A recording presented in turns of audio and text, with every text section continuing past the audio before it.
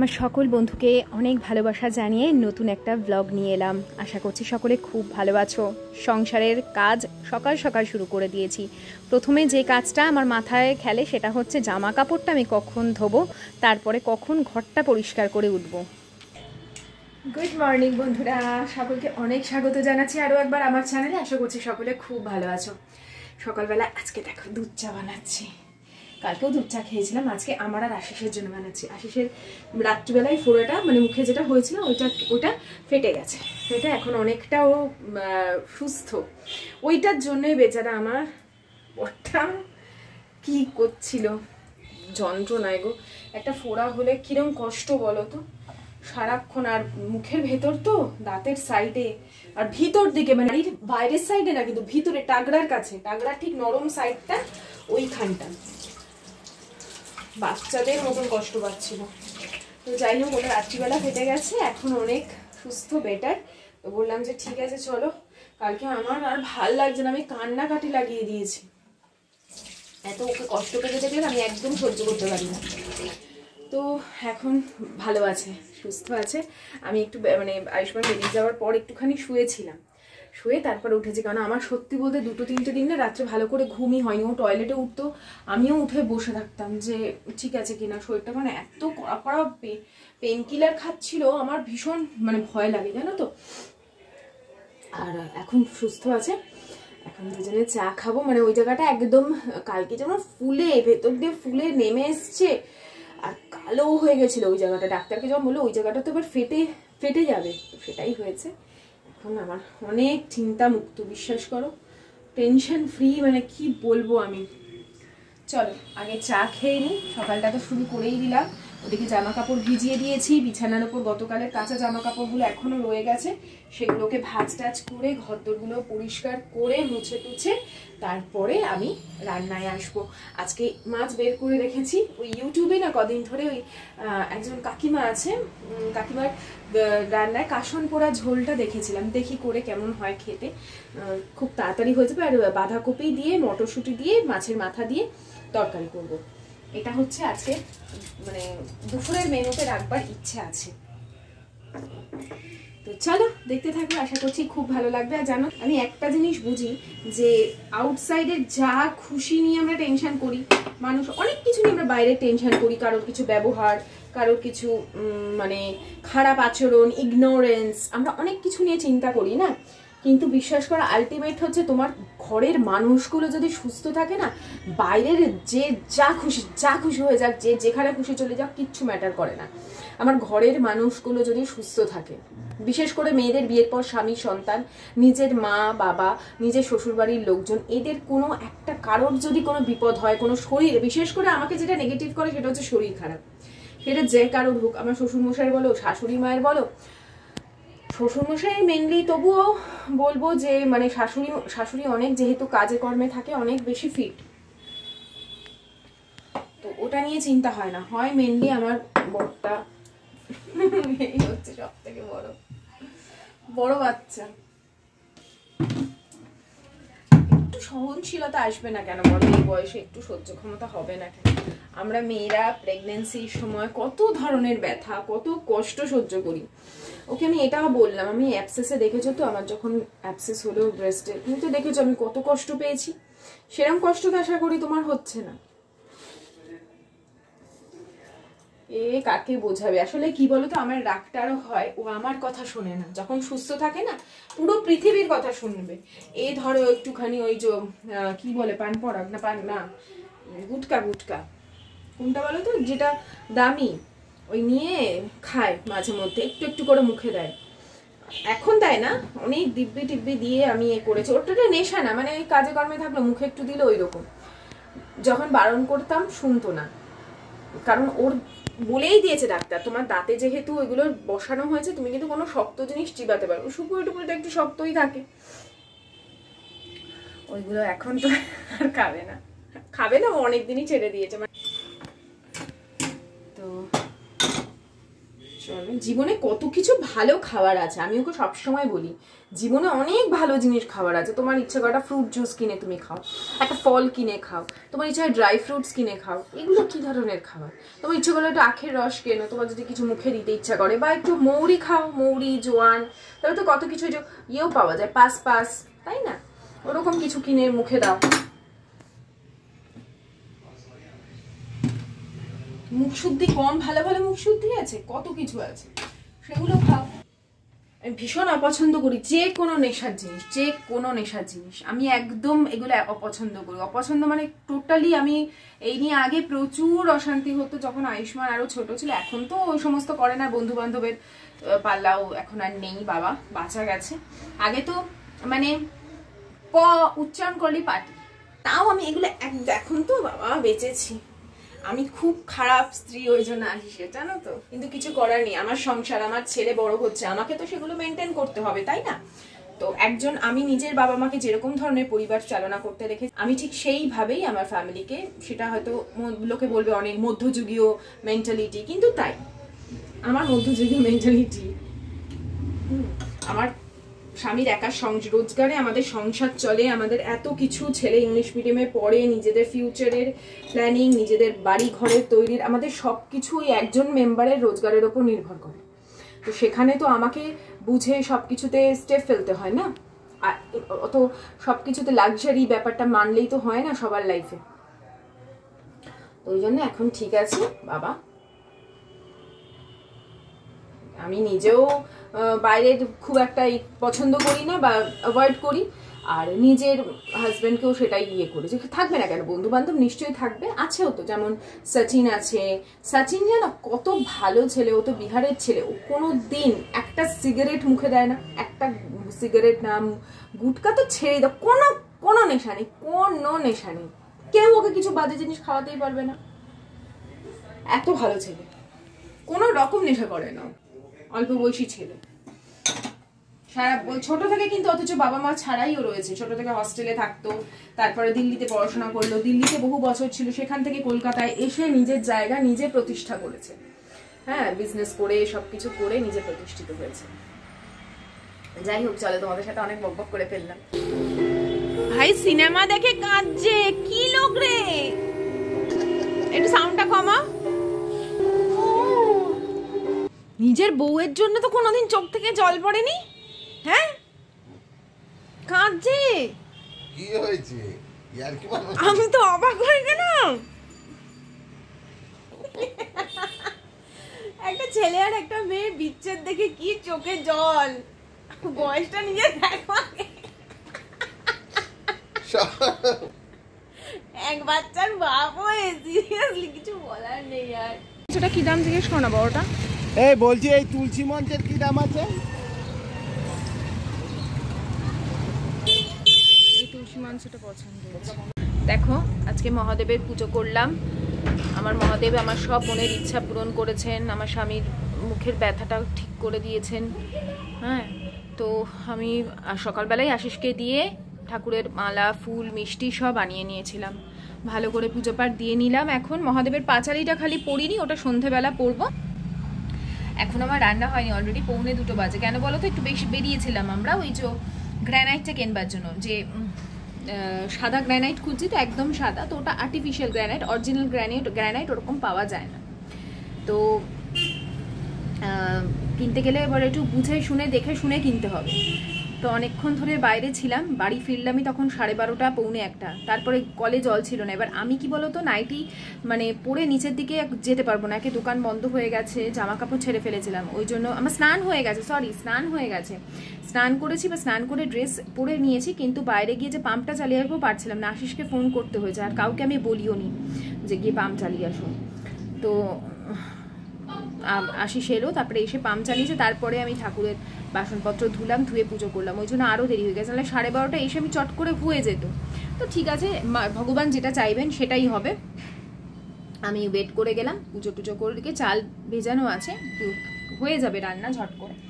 আমি এখন আয়ুষ্মান স্কুল থেকে এলাম, আমি বললাম তুই চট করে আগে কলা আর 4টে বিস্কুট খা, খেয়ে ওর পেটটা একটু ভরা থাকবে, জল খাবে, খেলে একটু পেটটা ভরা থাকবে, 3টের মধ্যে রান্না কমপ্লিট করে নেবো, মাছের ঝোল করবো, ব্যাস আর সেরকম কিছু। আর ডাল একটু সেদ্ধ দিতে হবে আয়ুষ্মানের জন্য।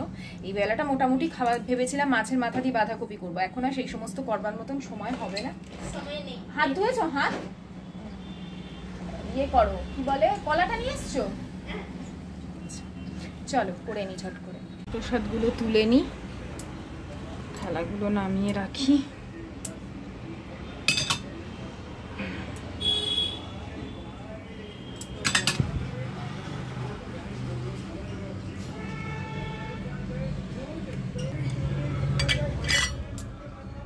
আসলে কি হয়েছে, আশিসের দাঁত, আমরা ভাবছিলাম দাঁতে ব্যথা, ও নিজেও বলছে দাঁত থেকে ব্যথা হচ্ছে, কিন্তু দাঁতে ব্যথা হয়নি, ও নিজেই বোঝে না। ওর হয়েছিল না ফোড়া টাইপের, বুঝেছো, বড় হয়ে যাচ্ছিল সেটা। স্বাভাবিকভাবে নিজের মনে একটা দেখবে, এখন না কিছু হলেই মানুষের মনে একটা মনে হয় বড় ধরনের রোগ হয়েছে, তো সেই ভয়ে আর কি পেয়েছে। আমিও তো ভীষণ ভয় পাচ্ছিলাম। তো ঠিক আছে, একদম পারফেক্টলি অলরাইট, ঈশ্বরের আশীর্বাদে, তোমাদের ভালোবাসায়। আর এখানে আজকে কাসন পোড়া ঝোল, হয়তো অনেকেই রেসিপিটা দেখে নিয়েছো, তাও আমি বলছি ভীষণ ভালো হয়েছে, অবশ্যই করে দেখো। আমি নিজে করে বুঝলাম, ভীষণ মানে হালকা পাতলার মধ্যে ঝোল ভীষণ ভালো। এখানে সর্ষেটাকে শুকনো খোলায় দেখো পটপট করে আওয়াজ হচ্ছে, এই অবস্থায় ভেজে রেখে দিতে হবে। কাসন পূর্ববঙ্গের রান্না তো এটা, কাসন হচ্ছে পূর্ববঙ্গে সর্ষেকে কাসন বলে, সেখান থেকেই কিন্তু কাসুন্দি কথাটা এসেছে। তো এইটাকে একটা হামানদিস্তার মধ্যে নিয়ে আমি ভালো করে গুঁড়ো করে নেব। তোমরা চাইলে মিক্সিতেও করতে পারো, তবে হামানদিস্তায় করলে একটা মানে ভালো টেক্সচারটা থাকে, তাই খুব ইজিলি গুঁড়ো হয়ে গেল। খুব বেশি যে আমাকে ঘষাঘষি করতে হয়েছে, কিছু করতে হয়েছে তা নয়। আর এই দিকে দেখো মাছ আমি ভাজতে বসিয়ে দিয়েছি। নুন হলুদ তো আমি এখন ফ্রিজে মেখে রেখে দিই, তাই খুব একটা অসুবিধা হয় না। ঝটাপট তেল গরম করি আর মাছগুলোকে ভাজতে শুরু করি। এই মাছের ঝোলটা যদি না তোমরা মানে করো, আমি বলবো বিশাল বড় মিস করবে। তো তেলের মধ্যেটাকে এপিটোপিট করে মাছগুলোকে আগে ভেজে আমি তুলে নিলাম। আমার এখন না কি হয়েছে জানো, ইচ্ছে করে না ঘি দিয়ে ভাত দিয়ে মাছ ভাজা দিয়ে খাই। আসলে কি হয়েছে, সেই জবে থেকে ডায়েট করা ছেড়েছি, মনে হয় নিত্য নতুন খাবার দাবার খাই আর ভালো করে ওজনটাকে আমি আরও গেইন করি। এইটা হচ্ছে আমার কি বলবো, অনেক সময় হয় না সুখে থাকতে মানুষের ভূতে কিলায়, আমার হচ্ছে সেইটাই হচ্ছে এখন। এরপরে মাছ ভাজার তেলের মধ্যেই আমি বেশ কিছুটা কালো জিরে দিয়ে দিলাম, দুটো কাঁচা লঙ্কা দিলাম। এই ঝোলটা একটু ঝাল না হলে কিন্তু ভালো লাগে না খেতে। তারপরে ফোড়নের একটা সুন্দর গন্ধ বেরোবে, যেহেতু অন্য কোনো মশলা পড়বে না, তাই ফোড়নটাকে কম আঁচে খুব ভালো করে ভেজে নিতে হবে। এবার আমার মনে হচ্ছিল যে তেলটা একটু বেশি হয়ে গেছে, খাবো তো দুজন, আয়ুষ্মান তো মাছের ঝোল ছুঁয়েও দেখবে না, তো সেই জন্য তেল আমি কিছুটা তুলে রেখে দিলাম। এরপরে ওই ফোড়ন ভাজার মধ্যেই আমি মাছটা আগে দিয়ে দেবো। ওদিকে জল গরম বসিয়ে দিয়েছিলাম, হলুদ গুঁড়ো অল্প দিয়েছিলাম, একটা হলুদের যাতে সুন্দর গন্ধ আসে। এরপরে ফুটন্ত গরম জল এর মধ্যে দিয়ে দেবো, পরিমাণ মতন দিলাম লবণ, দিয়ে এটাকে বেশ কিছুক্ষণ কিন্তু আগে ফুটিয়ে নেব। প্রথমেই কিন্তু ওই সর্ষে গুঁড়ো দিয়ে দেবো না। এরপরে দুটো পাকা লঙ্কা দিলাম যাতে ঝালটা আরও একটু বেশি হয়, সামান্য হলুদ আরও একটু দিয়েছিলাম, হলুদটা কম লাগছিল। তারপরে যখন বেশ অনেকক্ষণ ফুটে গেছে, পুরো মশলার মানে ফোড়নের গন্ধ মাছের মধ্যে চলে গেছে, এবং এমনিই কালো জিরে কাঁচা লঙ্কা দিয়ে ঝোল খেতে খুবই ভালো লাগে। যখন সমস্ত কিছু হয়ে গেছে, তারপরে 2 চামচ মতন আমি এই সর্ষের যে পাউডার সেটা দিয়ে দিলাম, মানে যেটা করে রেখেছিলাম, কাসনটাকে পুড়িয়ে যে গুঁড়ো করে রেখেছিলাম, ওটা দিয়ে এখন কিছুক্ষণ আমি ঢেকে রেখে, এটা কিন্তু আর বেশি কিচ্ছু করতে হবে না, এই আরও একটু দিলাম, মনে হলো একটু কম লাগছিল।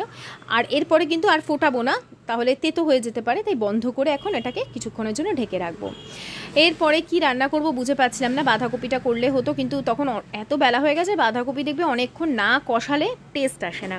তো সেই জন্য ফ্রিজের মধ্যে 4খানা একদম ছোট ছোট বিট ছিল। আমি এমনি একদম বিট গাজরের তরকারি ভালোবাসি না, কিন্তু বিট যে ঘষা বা বাটা, যেটা আমি তোমাদের সাথে শেয়ার করেছি, আজকে একটু অন্য ধরনের শেয়ার করছি, অবশ্যই করে খেও। তোমরা অনেকেই প্রশংসা করেছো যেভাবে আমি বানিয়ে তোমাদের দেখিয়েছি। কালো জিরে দিলাম, একটা কাঁচা লঙ্কা চিড়ে দিয়ে দিলাম, আর দিয়ে দিলাম 1 কোয়া, একটু বড় রসুনটা 1 কোয়া দিয়ে, তারপরে দিলাম বেশ 1 চামচ মতন সাদা তিল। তিলটা যদি না থাকে তো স্কিপ করতে পারো, তবে দিও, একদম টেস্টটা যে কি ফাটাফাটি হবে, না খেলে বুঝবে না। যারা যারা এই রেসিপিটা করেছে তারা খুব ভালো করে জানে যেটা কতটা টেস্টি। এখন লবণ হালকা করে দিয়ে খুব ভালো করে ভাজা ভাজা করব কিন্তু, হ্যাঁ। তো ঢেকে ঢেকে, মনে হবে না লাল শাক যেমন খেতে হয় সুন্দর, সেরকমই আরও টেস্টি হবে। সামান্য পরিমাণে চিনি দিলাম, কারণ বিট এমনিই কিন্তু মিষ্টি মিষ্টি, তাও ওই একটা আর্টিফিশিয়াল মিষ্টি না দিলে তো আর আমাদের চলে না, তাই একটু চিনি দিয়েছিলাম। এরপরে ভাজা ভাজা হয়ে গেছে, এটাকে তুলে রেখে দিলাম।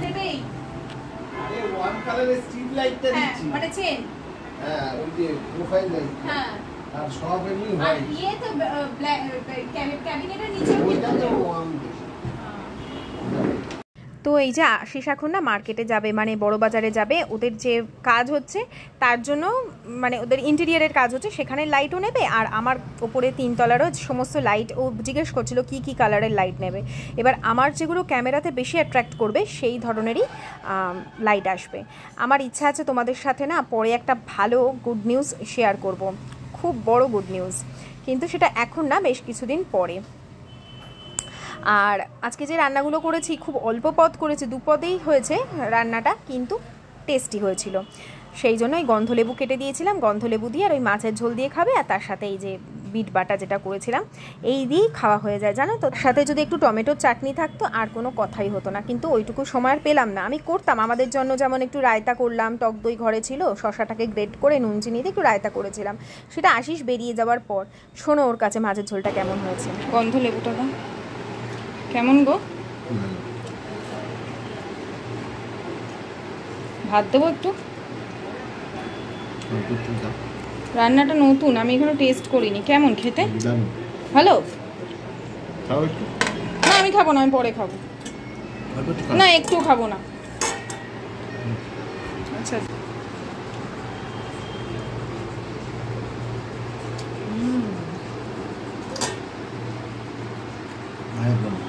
না, একবারই ঠিক আছে। আরে বাবা, শত্রু হব না।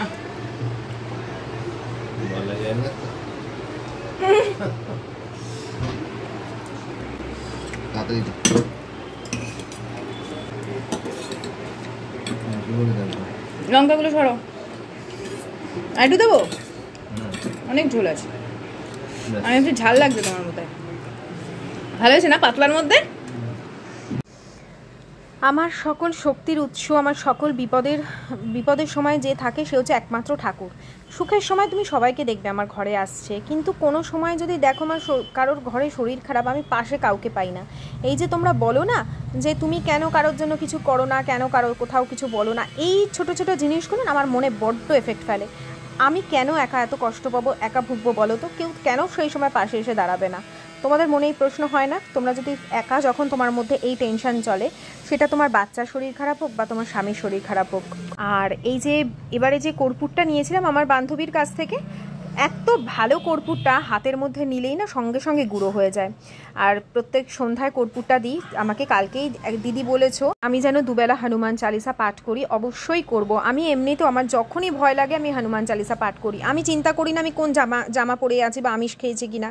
আমার যখনই কোনো কিছু ভয় লাগে, কোনো নেগেটিভিটি অ্যাট্রাক্ট করে, আমি অন্তত 2-3 লাইন, যে 2-3 লাইন আমার ধরো মনে আসছে এই মুহূর্তে, সেই 2-3 লাইন হলেও আমি হনুমান চালিসা পাঠ করে নিই। খুব সত্যি বলতে মনের মধ্যে না সমস্ত ভয় ডর দূর হয়ে যায়। তো সারা ঘরে এখন এই যে কর্পূরও রয়েছে, এর মধ্যে ধুনো কর্পূর সব ছোবড়া দিচ্ছি। আর ওপরে ভীষণ আওয়াজ হচ্ছে, ওই যেহেতু টাইলস কাটছে, তো একটু ম্যানেজ করে নিও। তোমরা অনেকেই জিজ্ঞেস করো মহাদেবের কোন বই পড়ি। এই বইটা পড়ি, দেখো শ্রী শ্রী শিব পূজার ব্রতকথা পাঁচালী, এই নামের আরও বই আছে। তবে এই আমার আরও একটা বই আছে, কিন্তু ওই বইটাতে না দেখাচ্ছি তোমাদের, তারাও নীলষষ্ঠী ব্রতটা নেই। আমরা তো মায়েরা নীলষষ্ঠীটা, শিবরাত্রির ব্রত আলাদাভাবে আছে, নীলষষ্ঠী ব্রতও আছে। অনেক বইতে শুধু শিবরাত্রির ব্রত আছে, নীলষষ্ঠী ব্রতটা নেই। তো আমাদের যেহেতু নীলষষ্ঠী ব্রতই মেনলি লাগে, আমি ধরি আমি চিন্তামণি বলি মোরে ডাকেন ইন্দ্রাণী, গণেশ রাখিল নাম গণ অধিপতি, বিরূপাক্ষ নামে মোরে ডাকেন রেবতী, কপর্দি নামেতে ডাকে জনক রাজন, ধনুধারী নামে মোরে ডাকে রুদ্রগণ, যোগিনী গণেরা ডাকে ভূতনাথ নামে, আশুতোষ নাম মোর ভক্তের সদনে, সিদ্ধগণ কহে মোরে ত্রিগুণ অতীত, উমাপতি নামে মোরে ডাকে ধন্বন্তরী, যমদগ্নি ডাকে মোরে গুড়াকেশ বলি, দধিচি ডাকেন মোরে বলি সিদ্ধেশ্বর। তো আশিস তো দুপুরে ছিল না, চলে এসে সন্ধ্যাবেলা এসে আয়ুষ্মানকে পড়তে দিতে নিয়ে গেছে, আর আমি এই ফাঁকে বিছানাপত্র ঠিকঠাক করে নিচ্ছি। আর এরপর কোথাও বেরোয়নি, সন্ধ্যা দেওয়ার জন্যই জামা কাপড়টা ছেড়েছিলাম, তারপরে আবার নাইটি পরে নিয়েছি। আর যা যা বিছানাপত্রের ওপর শুকনো জামা কাপড়গুলো থাকে সেগুলো সব জায়গা মতন রেখে বিছানাটা টান করে নেবো। প্রত্যেক দিন ওই ডিনার বানাতে এই কাজটা আমি সেরে ফেলি। তোমাদের সাথে আমি খুব শিগগিরই আমার একদম আর্লি মর্নিং রুটিন নিয়ে আসবো।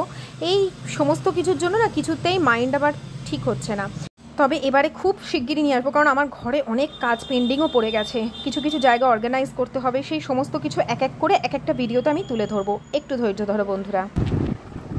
তো ঘর দোর পরিষ্কার হয়ে গেল, তাতে তো জানোই আমি সবসময় বিছানাপত্র সব গুছিয়ে শুই। কিচেন একদম ক্লিন, কাউন্টার টপ থেকে কুকটপ থেকে সমস্ত ঘষে মেজে পরিষ্কার করে এখানে চিয়া সিডটা ভিজিয়ে দিয়েছি, খালি আমন্ডটা ভেজানো বাকি আছে, বাকি যাবতীয় কাজ কমপ্লিট। খালি আয়ুষ্মানের কোনো টিফিন কালকের জন্য বানাইনি, প্রত্যেকদিন বানানো থাকলে আমার সুবিধা হয়। তো কালকে কী টিফিন দেবো, ব্রেড আছে আমার বানানো, নিজের ব্রেড যেটা আমি বানিয়েছি, সেই ব্রেড দিয়ে একটা কিছু ভাবছি বানিয়ে দেবো সকালবেলা, ওই চিজ দিয়ে ওরকম কিছু একটা করে দেবো, গার্লিক যে ব্রেডটা আমি দিই। তো এই ভেবেছি। আর অনেক কালকের জন্য তো ইচ্ছা আছে কাজ করার। চিকেন বানিয়ে রেখে দিলাম, কালকে চিকেন সকালে হয়ে যাবে, তার সাথে কিছু একটা বাঁধাকপিটা কেটে রেখেছি,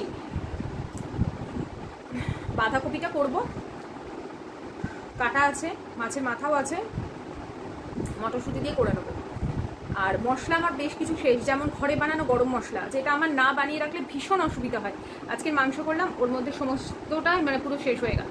দারচিনি এলাচ সব আনা আছে, খালি করতে হবে।